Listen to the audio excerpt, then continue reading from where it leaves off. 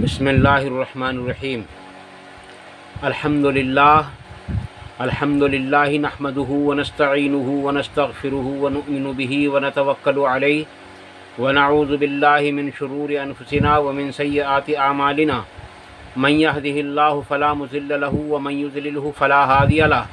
ونشهد ان لا الہ الا اللہ وحدہ لا شریک له ونشهد ان سیدنا ومولانا محمدا عبدہ ورسولہ ارسلہ بالحق بشیرا ونذیرا بین یدع الساعۃ من یطع اللہ ورسولہ فقد رشد ومن یعصہما فانہ لا یضر الا نفسہ ولا یضر اللہ شیئا اما بعد فاعوذ باللہ السمیع العلیم من الشیطان الرجیم بسم اللہ الرحمن الرحیم قال اللہ تبارک وتعالی فی کتاب الکریم ان اللہ وملائکتہ یصلون علی النبی یا ایہا الذین آمنوا صلوا علیہ وسلموا تسلیما اللہم صلی علی محمد وعلی آل محمد کما صلیت علی ابراہیم وعلی آل ابراہیم انک حمید مجید اللہم بارک علی محمد وعلی آل محمد کما بارکت علی ابراہیم وعلی آل ابراہیم انک حمید مجید۔ بات چل رہی تھی رمضان المبارک کے روزے کی فضیلت کے بارے میں۔ عزیز دوستو، رمضان المبارک کے روزے کی فضیلت کے بارے میں اب تک آپ کے سامنے تقریباً 5 احادیث پیش کر چکا ہوں، جو تقریباً بخاری اور مسلم ہی سے ثابت ہیں۔ اس کے سوا بھی جتنی حدیثیں ہیں ان حدیثوں میں جو فضیلت میں نے آپ کے سامنے بیان کی ہے رمضان المبارک کی، وہی فضیلتیں ذکر کی گئی ہیں۔ کسی حدیث میں آسمانوں کے دروازے کھول دیے جاتے ہیں، جنت کے یعنی آسمانوں کے دروازے کھول دیے جاتے ہیں اور جہنم کے دروازوں کو بند کر دیا جاتا ہے اور شیاطین کو قید کر دیا جاتا ہے، اور ایک پکارنے والا پکارتا ہے کہ اے بھلائی کے طالب آگے بڑھ، اور اے برائی کے طالب پیچھے ہٹ جا اور رک جا۔ کسی حدیث میں ہے کہ جب یہ مہینہ آتا ہے تو وہ رحمت کے دروازے کھول دیے جاتے ہیں اور جنت کے دروازے بند کر دیے جاتے ہیں اور تمام شیاطین کو قید کر دیا جاتا ہے۔ اور اسی طریقے سے یہ تقریباً 3 یا 4 یا 5 فضیلتیں جو رمضان المبارک کے مہینے کے روزے کی بیان کی گئی ہیں، یہ تقریباً 5 یا 6 ہوتی ہیں، جن میں سے سب سے پہلی فضیلت عزیز بزرگوں اور دوستو یہ ہے کہ جب رمضان المبارک کا مہینہ آتا ہے تو جنت کے دروازے کھول دیے جاتے ہیں، اور جنت کے دروازوں میں سے ایک جنت کے دروازے کا نام ہے ریان۔ اللہ کے نبی صلی اللہ علیہ وسلم نے ارشاد فرمایا کہ روزے دار کو خاص اسی دروازے سے پکارا جائے گا، اور خاص طور سے روزے دار اسی دروازے سے داخل ہوں گے، اور جب روزے دار اس کے اندر داخل ہو جائیں گے تو وہ دروازہ بند بھی کر دیا جائے گا تاکہ کوئی اور اس دروازے سے داخل نہ ہو سکے۔ پتہ یہ چلا کہ روزے کی فضیلت کے بارے میں، روزے کی فضیلت کو آشکار کرنے کے لیے قیامت کے میدان میں جنت کا ایک مخصوص دروازہ بھی کھولا جائے گا، اور روزے دار کو ایسا پانی پلایا جائے گا کہ اس سے پورے محشر کے اندر، پورے حشر کے اندر اس کو پیاس نہیں لگے گی، یعنی حوض کوثر، یعنی حوض کوثر کا پانی پلا دیا جائے گا۔ اور روزے کی بھوک اور پیاس جو دنیا میں برداشت کر لے گا، آخرت کے اندر قیامت کے میدان میں اس کی بھوک اور پیاس کے اندر کمی کر دی جائے گی۔ عزیز دوستو، بے شمار فضیلتیں ہیں۔ اللہ تبارک و تعالیٰ ارشاد فرماتا ہے کہ جو بندہ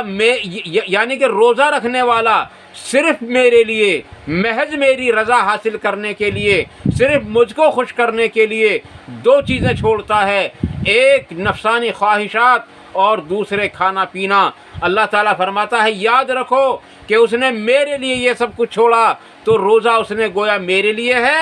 اور میں ہی اس کا بدلہ دے سکتا ہوں۔ پتہ چل گیا کہ جنت کا جب بدلہ دیا جائے، جب نماز کا بدلہ دیا جائے گا تو فرشتوں کو حکم ہو جائے گا کہ جاؤ اس کو فلاں باغ دے دو، فلاں نہر دے دو، فلاں محل دے دو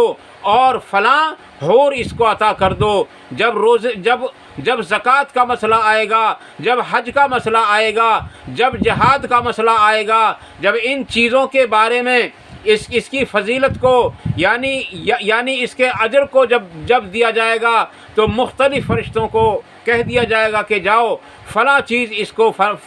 فلاں نیکی کے بدلے دے دو۔ لیکن جب روزے کا نمبر آئے گا تو عزیز دوستو اللہ تبارک تعالیٰ فرمائے گا کہ اے بندے روزہ خاص میرے لیے تھا، اس لیے میں ہی اس کا بدلہ دے سکتا ہوں۔ اس لیے عزیز دوستو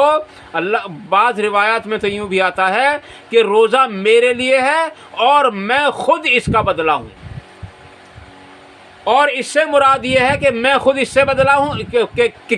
کہ میں خود ہی اس کا بدلہ ہوں، یعنی اس کی رضا جو ہے وہ میں خود، یعنی اللہ تبارک تعالیٰ یہ جو ہے یہ کہنا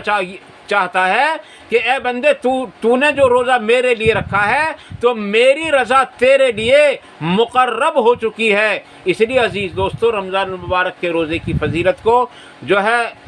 اپنے ہاتھوں سے نہ جانے دیں۔ ایک حدیث میں ہے نبی اکرم صلی اللہ علیہ وسلم نے ارشاد فرمایا کہ اس کی ناک خاک آلود ہو، اس کی ناک خاک آلود ہو، اس کی ناک خاک آلود ہو جس کے سامنے میرا نام لیا جائے، یعنی محمد صلی اللہ علیہ وسلم کا نام لیا جائے اور وہ مجھ پر درود نہ پڑھے۔ اس کے بعد فرمایا کہ اس شخص کی ناک خاک آلود ہو جس کے والدین اس کے سامنے بڑھاپے کو پہنچ جائیں یا ان میں سے ایک بڑھاپے کو پہنچ جائے اور وہ ان کی خدمت کر کے ان جو ہے اپنی مغفرت نہ کرا لے۔ اس کے بعد فرمایا کہ اس کی ناک خاک آلود ہو جس کے سامنے رمضان المبارک جیسا بابرکت مہینہ آئے اور وہ روزے رکھ کر اس میں اپنی مغفرت نہ کرا لے۔ عزیز دوستو اسی طریقے سے ایک دوسری حدیث بھی ہے کہ جب حضرت جبرائیل علیہ السلام، میں نے اس سے پچھلی ویڈیو میں بھی یہ حدیث ڈال دی تھی اور برکت کے لیے آج پھر اس کو جو ہے ڈال دیتا ہوں۔ جب آپ صلی اللہ علیہ وسلم منبر کی طرف تشریف لے گئے تو حضرت جبرائیل علیہ السلام آپ کے سامنے تشریف لائے اور فرمایا کہ اے اللہ کے نبی میں بددعا کرتا ہوں اور تم اس پر آمین کہہ کر اس پر مہر لگا دو۔ چنانچہ آپ نے منبر کے پہلے درجے پر پیر رکھا تو آپ نے فرمایا آمین، پھر دوسرے پر رکھا تو آپ نے فرمایا آمین، پھر تیسرے پر رکھا تو آپ نے فرمایا آمین، کیونکہ حضرت جبرائیل علیہ السلام نے جو آپ کے سامنے کھڑے ہوئے تھے، جو لوگوں کی نظروں سے بھی غائب تھے، وہ کہہ رہے تھے کہ اے محمد صلی اللہ علیہ وسلم ہلاک ہو وہ شخص جس کے سامنے آپ کا نام مبارک لیا جائے اور وہ آپ پر درود نہ پڑھے۔ حضور اکرم صلی اللہ علیہ وسلم نے آمین کہہ کر اس پر پکی مہر لگا دی کہ اس کی ہلاکت، جس کی ہلاکت کے لیے حضرت جبرائیل علیہ السلام نے بددعا فرمائی ہو اور جس کی ہلاکت کے لیے بددعا پر آپ صلی اللہ علیہ وسلم نے آمین کہہ دیا ہو، اس کی ہلاکت میں کیا شک باقی رہ جائے گا۔ عزیز دوستو دوسری بار فرمایا کہ اے محمد صلی اللہ علیہ وسلم میں بددعا کرتا ہوں اللہ کے سامنے کہ ہلاک ہو وہ شخص جس کے سامنے اس کے والدین یا ان میں سے ایک بڑھاپے کو پہنچ جائے اور ان کی خدمت کر کے وہ اپنی مغفرت نہ کرا لے۔ نبی اکرم صلی اللہ علیہ وسلم نے فرمایا آمین، یہ کہہ کر اس پر مہر لگا دی۔ اور بعض احادیث کے اندر آتا ہے عزیز دوستو کہ جتنے آدمی گناہ کرتا ہے ان سب کا وبال آخرت میں اس کو بھگتنا پڑتا ہے، لیکن والدین کی نافرمانی کا جو وبال ہے وہ دنیا میں بھی اس پر جو ہے آتا ہے۔ اس لیے عزیز دوستو جن کے پاس اپنے والدین موجود ہیں وہ ان کی خدمت کریں، خواہ وہ کیسے ہی ہوں، چاہے ان کا مذہب بھی دوسرا ہو، لیکن ان کی خدمت کریں اور ان کے فرما برداری کریں حدود شرعی کے اندر۔ شرط یہ ہے کہ حدود شرعی کے اندر ہم جتنے کام کریں وہ حدود شرعی کے اندر۔ ہاں عزیز دوستو اس کے بعد فرمایا کہ ہلاک ہو وہ شخص جس کے سامنے رمضان المبارک کا مہینہ آئے اور روزے رکھ کر اپنی مغفرت نہ کرا لے۔ اس پر بھی اللہ کے نبی صلی اللہ علیہ وسلم نے آمین کہہ کر 4 چاند لگا دیے اور اس بد دعا کو مضبوط کر دیا۔ صحابہ کرام نے عرض کر دیا یا رسول اللہ صلی اللہ علیہ وسلم آج ہم نے ایک نئی بات دیکھی، کیونکہ صحابہ کرام کے پاس علم غیب نہیں تھا۔ واضح رہے کہ صحابہ کرام کے پاس بھی علم غیب نہیں تھا۔ ہاں تو عزیز دوستو، اللہ کے نبی صلی اللہ علیہ وسلم نے بالکل ٹھیک اسی طریقے سے پورے واقعے کو دہرا دیا۔ البتہ اتنا ضرور ہے کہ ہم اپنے والدین کی جو اطاعت کریں گے وہ جو ہے شرعی حدود کے اندر کریں گے۔ اس کے علاوہ جو بھی عبادت کریں گے، جو بھی نیک کام کریں گے، جو بھی اچھائی کا کام کریں گے وہ شرعی حدود کے اندر کریں گے، تبھی کامیابی ملے گی عزیز دوستو۔ کیوں کہ اب جیسا کہ عشاء کا وقت آ رہا ہے، اگر کوئی یوں کہے کہ 4 فرضوں کے بجائے میں جو ہے 5 یا 6 فرض پڑھ لیتا ہوں تو وہ شرعی حدود سے نکل گیا اور اس کی نماز نہیں ہوگی۔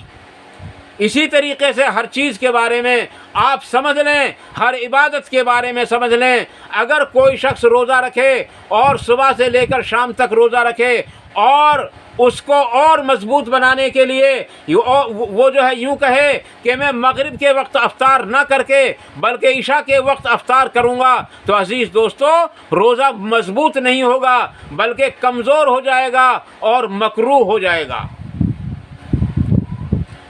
بلکہ میں آپ کو بتا دوں، جب قرآن کریم کی آیت احل لکم لیلۃ الصیام نازل ہوئی تھی، اس سے پہلے تو روزہ ٹوٹ ہی جایا کرتا تھا عشاء کی نماز کے بعد کھانے پینے سے۔ اس سے پہلے تو روزہ ٹوٹ ہی جایا کرتا تھا عشاء کی نماز کا جب وقت ہو جائے اس وقت کھانے پینے سے، یا مغرب کے وقت بھی اگر کوئی سو گیا، کسی کی آنکھ لگ گئی تو اس کے بعد سے اگر اس نے کچھ کھا پی لیا تو اس کا روزہ ٹوٹ جایا کرتا تھا۔ یہ تو کسی صحابی نے قربانی پیش کی اور ان کی قربانی اللہ تبارک تعالیٰ کے یہاں منظور ہو گئی اور اس پر یہ آیت نازل ہوئی، اور اللہ تبارک تعالیٰ نے رات کے وقت کئی چیزوں کو حلال کیا، ان تمام چیزوں کو حلال کر دیا جو دن کے اندر جو ہے حرام تھیں۔ عزیز دوستو ان تمام تر چیزوں کو حلال کر دیا اللہ تبارک تعالیٰ نے، پھر کہ اب تم رات میں کھا پی بھی سکتے ہو اور ازدواجی تعلقات بھی قائم کر سکتے ہو۔ بلکہ قرآن کریم میں سب سے پہلے ازدواجی تعلقات کا حکم دیا گیا، اس کے بعد کھانے پینے کا، اور کب تک؟ جب تک صبح صادق نمودار نہ ہو جائے اس وقت تک۔ عزیز دوستو اس سے پتہ چلا کہ اگر ہم کوئی بھی نیکی کا کام کریں گے اور شرعی حدود کے اندر کریں گے تو ہمارے لیے کامیابی ہوگی، اور اگر ہم نے شرعی حدود کو توڑ دیا اور شرعی حدود کو پامال کر دیا تو عزیز دوستو پھر ویسی ہی ناکامی ہو جائے گی جیسا کہ بغیر نیکی کیے ناکامی تھی۔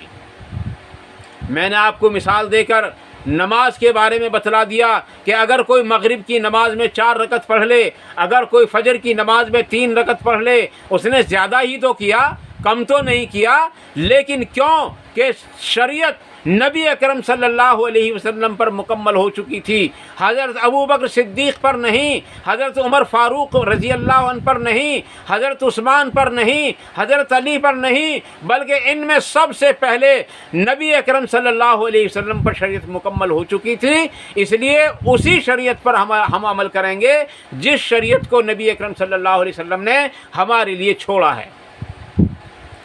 تو عزیز دوستو رمضان کی ایک اور فضیلت ہے، قرآن کریم میں دوسرے پارے میں اللہ تبارک و تعالیٰ ارشاد فرماتا ہے کہ رمضان وہ مہینہ ہے جس میں قرآن کریم نازل کیا گیا جو انسانوں کی ہدایت کے لیے ہے۔ کتنی بڑی برکت ہے رمضان کی کہ ان لوگوں کہ جو لوگ اللہ سے ڈرتے ہیں ان لوگوں کی ہدایت کا سامان اللہ تبارک تعالیٰ نے رمضان المبارک کے مہینے میں فرمایا، اور قرآن جیسی عظیم الشان کتاب اللہ تبارک تعالیٰ نے ہمیں عطا فرمائی۔ اور اس میں ایک ایسی رات بھی ہے جو تقریباً 83 سال سے بھی زیادہ لمبی، اگر کوئی اس کے اندر عبادت کر لے تو گویا اس نے